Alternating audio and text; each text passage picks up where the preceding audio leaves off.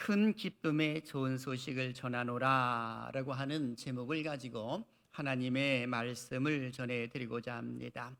여러분, 우리가 살아가면서 인생에 마디가 있지 않습니까? 특히 생일을 맞이했을 때에 그 누군가 나의 생일을 기억해 준다고 하면 그것처럼 도전 일이 없을 것입니다. 더욱이 생일을 맞이해서 거기 하나의 이런 그 멘트도 하나 해주면서 선물까지 곁들여 준다면 아마 모르게도 큰 기쁨이 있을 것입니다. 예컨대 이 세상에 태어나 주어서 감사합니다. 당신이 있어서 정말 행복합니다. 라고 하는 멘트와 함께 선물도 준다면 그것처럼 더 좋은 일이 어디 있겠습니까? 우리 하나님도 역시 똑같으신 것입니다. 만왕의 왕이신 예수님께서 이 땅에 태어나신 날을 기념하는 절기를 지키는 것을 우리 기독교에서는 성탄절이라고 이렇게 명하고 있는 것 아니겠습니까? 그래서 성탄절 하게 되면 이 예수 그리스도의 그 탄생을 기뻐하는 절기입니다. 그런데 우리가 좀 더 깊이 생각해 보게 되면은 성탄절을 맞이하는 사람들의 모습을 보면 두 가지 형태로 나타나 있습니다. 첫째는 불신자들의 성탄절이요, 두 번째는 성도들의 성탄절입니다. 불신자들의 성탄절은 먹고 마시고 놀고 즐기는 것으로 성탄절을 즐기는 그런 모습이 일어납니다. 그러다 보니까 12월 달이 되면 백화점이나 아니면 그 외의 상점에서 캐롤송이 울려 퍼지기 시작을 하면서 사람들을 유혹하며 선물을 팔려고 하는 그런 모습들이 일어나는 것을 보게 됩니다. 하지만 우리 기독교인들이 맞이하는 성탄절은 전혀 다릅니다. 하나님이 주시는 복의 날이고 그리고 감사의 날로 생각하는 절기라고 말할 수가 있는 것입니다. 그러다 보니까 우리 성도들은 성탄절 전야제도 하나님께 영광을 올려드리는 그런 모습이 있는 것 아니겠습니까? 아마 모르긴 해도 어제 참석하신 많은 분들은 예수 그리스도의 그 탄생의 기쁜 모습을 우리 어린이부터 시작을 해서 우리 장로님들에 이르기까지 이 각양의 모습으로서의 이 재롱을 피웠던 그런 모습이 있지 않았겠습니까? 저도 꽃갈 모자를 쓰고 안경을 쓰고 코는 이것만하게 뭐 하나 달아놓고 그리고 목사인지 누구인지 사람들이 구분도 못할 정도로 분장을 하고 그리고 제가 딱 등장했던 것 아니겠습니까? 얼마나 그 모습이 아름다웠는지 저는 제 방에서 혼자 그걸 쓰고 사진을 차카락 찍어놓지 않았겠습니까? 그래서 밤에 잠을 잘 때에도 그 모습을 생각을 하면서 얼마나 웃었는지 기쁨과 즐거움이 어렸을 때의 그 모습이 새록새록 떠오르니까 더욱더 감회가 새로운 그런 모습이었더라라고 하는 것입니다. 그래서 성도들은 성탄절을 맞이하게 되면 우리가 조금 전에 인사했던 것처럼 메리 크리스마스라고 이렇게 인사를 하는 겁니다. 왜 메리 크리스마스입니까? 메리 크리스마스라고 표현을 했을 때에 그 의미가 있는 겁니다. 메리라고 하는 것은 기쁘다라는 의미가 있고 그리스도라고 했을 때는 크라이스트에서 그리스도 메스라고 했을 때는 이게 경배하다라고 이렇게 표현해 주고 있는 겁니다. 즉 그리스도의 탄생을 기뻐하고 경배한다라는 의미가 들어가 있는 겁니다. 그래서 우리는 인사할 때에 메리 크리스마스라고 이렇게 인사를 하는 것입니다. 이것은 기독교인들에게 있어서 커다란 특권이라고 하는 것입니다. 그런데 놀랍게도 아기 예수님의 그 탄생하셨을 당시에는 종교 지도자들에게 이와 같은 소식이 증거된 것이 아니라 그야말로 당시에 가장 천대받고 있는 직업, 물론 오늘날은 그렇지 않습니다. 바로 목축업을 하고 있는 자들에게 그야말로 아기 예수의 그 탄생을 증언하는 그런 모습이 오늘 본문 속에 나타난 것을 보게 됩니다. 하늘의 천사들이 예수님의 탄생을 축하하는 메시지를 누구에게 보냈느냐라고 했을 때 종교 지도자들이 아닌 그야말로 자기의 양떼들을 지키고 있는 목자들에게 이 소식이 증거되었더라라고 하는 것입니다. 그래서 오늘 본문 10절은 이렇게 기록을 합니다. 읽습니다. 시작. 천사가 이르되 무서워하지 말라. 보라, 내가 온 백성에게 미칠 큰 기쁨의 좋은 소식을 너희에게 전하노라. 아멘. 여기 보니까 천사가 말합니다. 무서워하지 말라. 아마 모르긴 해도 여기 나와 있는 목자들은 두려워 떨었던 모양입니다. 그랬을 때 천사가 말합니다. 무서워하지 말라. 내가 온 백성에 미칠 큰 기쁨의 좋은 소식을 너희에게 전하노라 하면서 이야기를 해주고 있는 겁니다. 그러니 그 목자들이 이 소식을 들었을 때에 얼마나 기뻤을까라는 그런 생각을 해보게 됩니다. 그렇다면 왜 이 천사들은 그야말로 아기 예수님의 그 탄생하셨을 당시에 종교 지도자들이 아닌 당시 유대인들은 구약 성경을 잘 알고 있음에도 불구하고 그들이 아닌 목자들에게 이와 같은 소식을 전해 주었을까라고 하는 것입니다. 당시의 타락상 때문에 그런 겁니다. 종교 지도자들은 로마 속국에 있음으로 인하여서 로마 사람들에게 종교 지도자들이 아부함으로 인하여서 성전은 타락해버렸고 종교 지도자들도 타락해버리고 만 것입니다. 그들은 미가 선지자가 분명히 베들레헴에서 아기 예수가 탄생할 것이라는 그 사실을 알고 있음에도 불구하고 그들은 관심을 갖지를 않았던 모습입니다. 그러니 아기 예수님의 그 탄생을 누구에게 알려줄 수가 있겠습니까? 그러니 가장 낮고 낮은 그야말로 천박한 직업을 가지고 있는 목자들에게 천사들이 나타나서 하나님의 큰 기쁜 소식을 증거하는 그런 모습들이 일어났더라라고 하는 것입니다. 그렇다면 오늘 왜 큰 기쁨의 좋은 소식일까라고 하는 것입니다. 그 이유가 대체 뭐냐라고 하는 겁니다. 세 가지가 있습니다. 첫째는 구주이시기 때문입니다. 오늘 보면 11절을 한번 보십시오. 읽어봅니다. 시작. 오늘 다윗의 동네에 너희를 위하여 구주가 나셨으니 곧 그리스도 주시니라. 아멘. 여기 보니까 다윗의 동네에라고 이렇게 표현되어 있습니다. 당시에 가이사 아우구스도의 이 호정령이 떨어짐으로 인하여서 이 갈릴리 나사렛에서 그리고 이 베들레헴까지 오는 그 모습이 일어난 것 아니겠습니까? 그래서 다윗의 동네가 베들레헴이거든요. 그러니까 메시아가 올 당시에는 다윗의 왕권을 가지고 온 다윗의 자손 가운데 예수님이 태어나셔야 하기 때문에 베들레헴까지도 그야말로 이 정원한 사이였습니다마는 마리아는 만삭의 몸으로 호정령 때문에 오게 되었더라라고 말할 수가 있는 겁니다. 그런데 천사들은 말합니다. 다윗의 동네에 너희를 위하여 구주가 나셨으니 곧 그리스도 주시니라 라고 이렇게 기록하고 있습니다. 구주라고 하는 것은 구세주라는 의미를 가지고 있는 겁니다. 어디 그것뿐입니까? 마태복음 1장 21절을 보십시오. 아들을 낳으리니 이름을 예수라 하라. 이는 그가 자기 백성을 그들의 죄에서 구원할 자심이라 하니라 라고 하면서 예수 그리스도의 탄생을 이야기를 해주면서 자기 백성을 그들의 죄에서 구원할 자다라고 이렇게 기록을 해놓은 것을 보게 됩니다. 이것은 하나님의 놀라운 선포요 선언이라고도 말할 수 있는 것 아니겠습니까? 그러니 기쁠 수밖에 없는 것입니다. 그러니 구유에 누워있는 그 예수를 그 목자들이 볼 것이라고 이야기를 해주고 있는데 왜 구유에 누우셔만 했습니까? 바로 거할 여관이 없었기 때문에 그런 겁니다. 여러분, 여관과 그리고 이 마국과는 전혀 다른 것입니다. 그 위에 누운 예수님, 어린 예수님을 바라볼 때에 그야말로 여관은 사람들이 거하는 것이요 마국과는 동물들이 거하는 처소인 것입니다. 그런데 아기 예수님이 어디에 태어나셨습니까? 마국간에서 태어나셔서 누울 자리가 없어서 구유에 누우신 그런 모습이 있음을 오늘 성경은 기록을 해놓고 있습니다. 가장 낮은 위치에 머무르셨다는 그 사실을 알려주고 있는 겁니다. 그래서 목자들에게 구원의 큰 기쁨 소식을 증거하는 그 모습이 나타났고, 두 번째는 예언의 성취 때문에 그렇다는 것입니다. 실제로 가브리엘 천사가 마리아에게 나타나서 하셨던 말씀 기억하십니까? 누가복음 1장 31절 보니까 보라 네가 잉태하여 아들을 낳으리니 그 이름을 예수라 하라 하면서 가브리엘 천사가 아기 예수님의 그 탄생을 이야기해 주는 그런 모습들이 일어났던 것을 보게 됩니다.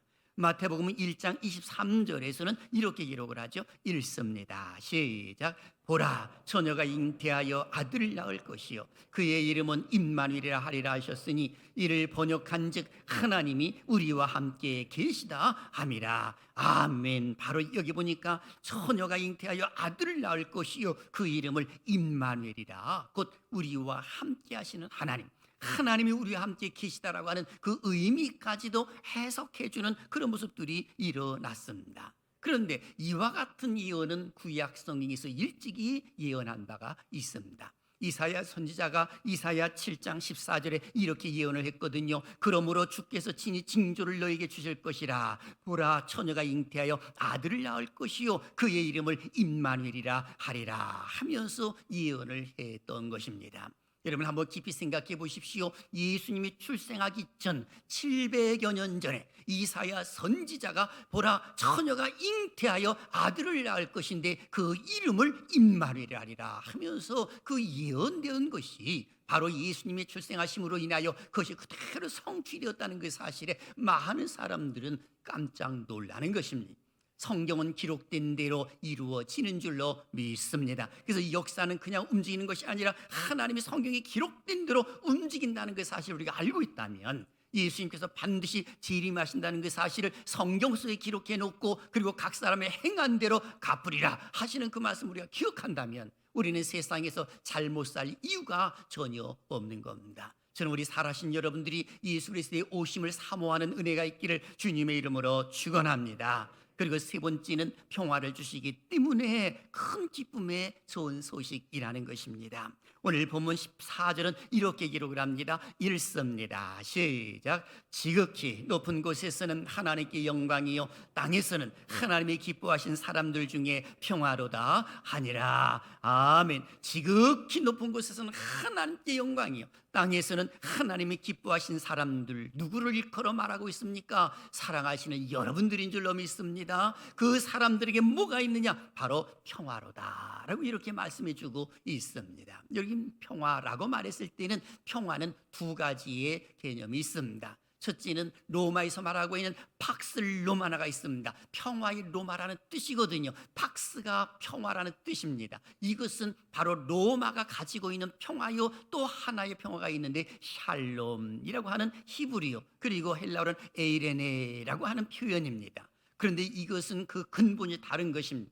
팍스라고 말했을 때는 인간적인 방법에서 나오는 것이요, 그리고 샬롬이라고 말했을 때는 하나님으로부터 온 방법입니다. 이게 전혀 다른 것이죠. 여러분, 팍스 로마라고 말했을 때에 로마 사람들이 유대인들을 억압을 하고 노예를 삼고, 그러니 로마 사람들로 봤을 때는 자기들은 평화일는지 모르지만은 억압을 당하고 있는 유대인들에게 있어서는, 이스라엘 백성들에게 있어서는 아픔이요 고통이요 쓰라림이라고 말할 수가 있는 겁니다. 마치 일본에 의해서 우리나라가 35년 이상이나 억압을 당했을 때 일본 사람들이 볼 때에는 우리에게 평화를 주었다라고 말하는지 모르지만 당하고 있는 우리 한민족에게는 그야말로 아픔이요 고통일 수가 있는 겁니다. 바로 지금 여기 말해주고 있는 것이 그겁니다. 하나님 주시는 평화가 너희에게 있을 것이다 라고 이런 표현해주고 있는 겁니다. 그럼에도 불구하고 의외로 많은 사람들은 가짜 평화에 속고 있는 겁니다. 박슬로만 가짜 평화인 것입니다. 세상 사람들이 요구하는 평화지요, 그들이 생각하는 평화는 다 가짜입니다. 언젠가는 다 사라지고 말 것이지만은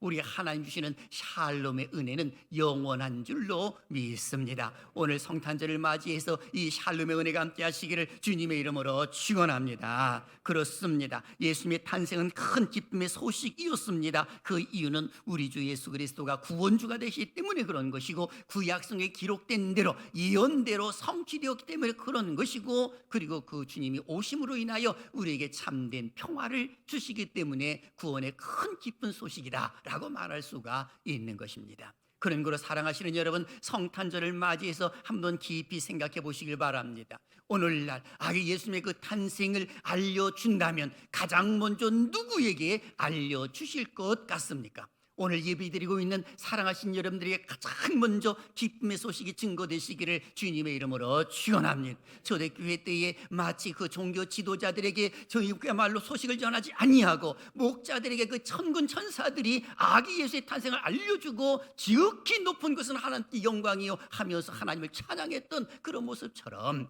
우리 하나님께서 과연 누구를 찾으셔서 그 소식을 전해줄까라고 하는 것입니다. 이제 우리가 해야 할 일이 하나가 있습니다. 그것이 무엇입니까? 우리는 구속함을 받은 하나님의 백성들인 겁니다. 그런 거로 우리는 그냥 살지 말고 날마다 예수는 그리스도다라고 하면서 마음으로만 생각하지 말고 입으로 선포하고 선언을 해야 주변 사람들도 저 사람이 예수님 믿는 사람이구나라고 하면서 그 사람들이 따라올 것 아니겠습니까? 기억나십니까? 로마서 10장 10절 큰 소리로 읽습니다. 시작. 사람이 마음으로 믿어 의에 이르고 입으로 신하여 구원에 이르느니라. 아멘. 마음으로 믿어 의에 이르고 입으로 신하여 구원에 이른다라고 하는 것은 행함이 있는 것을 가리켜 말해주고 있는 겁니다. 마음만 있으면 무엇합니까? 행동이 없으면 그야말로 갑돌이와 갑순이밖에 되지 못하는 것 아니겠습니까? 우리 기독교인들은 그렇게 사는 것이 아니라 예수 그리스도를 믿는 신앙을 가지고 입으로 선포하는 것, 이것이 우리가 해야 할 일들입니다. 그리고 두 번째 우리가 가져야 할 자세가 뭐냐라고 했을 때에 우리 아기 예수님이 이 땅에 오셨을 때에 마국간에서 그리고 그 위에 누우신 것을 생각하면서 가장 낮고 낮은 곳에 오셨다는 그 사실을 생각을 하면서 이제 구속함을 받은 우리들이 내 주변에 연약한 자들이 있는지 없는지 그것을 살피는 것이 옳습니다. 가깝게는 우리의 가정을 살펴야 되는 것입니다. 내 남편이 겉으로는 웃고 있지만 속으로는 울고 있지 않는지, 내 아내가 겉으로는 행복해 보이지만 그리고 그 속으로는 아파하고 있지는 않는지, 우리의 자녀들이 엄마 아버지의 근심을 주기 싫어가지고 겉으로는 행복해 보이고 웃고 있지만 그 속에 아파하고 있지는 않는지, 우리는 그것을 헤아리면서 먼저 하나님 앞에 기도해 줄 수 있고 그들을 보살필 줄 아는 그런 모습을 갖는 것이 중요한 것입니다. 내게 다가오는 그 자체는 그야말로 사랑을 받고 싶어서 다가오는 것이기 때문에 밀어내는 것은 가장 어리석은 방법이다라고 말할 수가 있는 겁니다. 내 남편이나 내 아내나 우리의 자식들이나 그리고 또한 우리 이웃들을 생각해 보게 되면 참으로 아파하고 있는 사람들도 있음을 우리는 잊어서는 안 되는 겁니다. 지난 주간에 구청장님과 함께 식사를 이렇게 나누면서 이야기를 해보다 보니까 요 가까운 데서 어떤 어르신이 죽었다는 이야기를 하시더라고요. 그런데 구청에서는 몰랐다는 겁니다.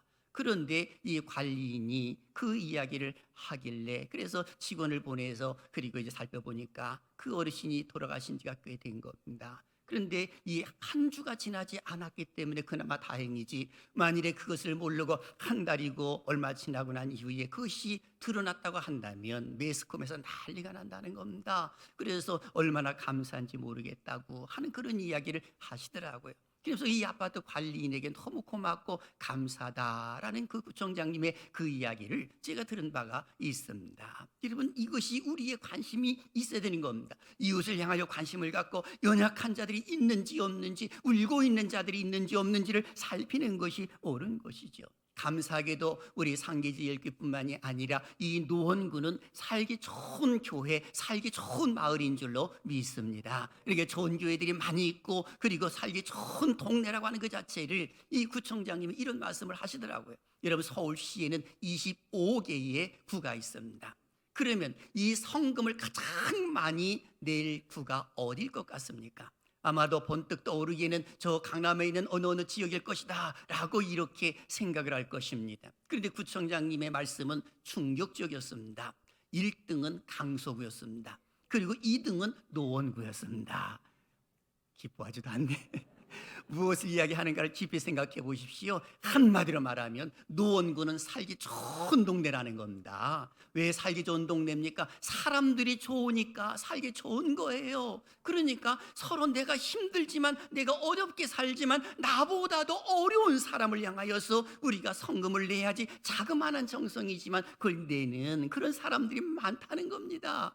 우리 노원구에 살고 있는 것을 자랑스럽게 여기시기를 주님의 이름으로 축원합니다. 하나님이 이 지역에 복 내려주실 줄로 믿습니다. 왜 그렇습니까? 교회들이 이 연합을 해서 하나님이 기뻐하신 일들을 이루어드리기 때문에 그런 것이다 라고 하는 것입니다. 그런 거로 우리는 날마다 예수 그리스도의 이름을 선포하고 증거하는 것은 말할 것도 없지만 연약한 자들을 주변에 살펴보는 것이 중요하다라고 하는 것입니다. 기억하십시오. 우리 주 예수 그리스도 이 땅에 오신 것은 하나님과 우리와의 관계를 이어주기 위해서 이 땅에 오신 겁니다. 여러분, 음악 용어 가운데에 레가토라는 용어가 있습니다. 초승달 모양으로 높이가 다른 두 음표를 서로 이어주는 표가 바로 레가토입니다. 이 레가토가 있으면 두 개 이상의 음을 끊지 않고 부드럽게 이어주면서 연주하십시오 라고 하는 의미를 가지고 있습니다. 마치 우리 하나님과 우리와의 그 레가토, 사랑의 레가토가 예수 그리스도다라고 하는 것입니다.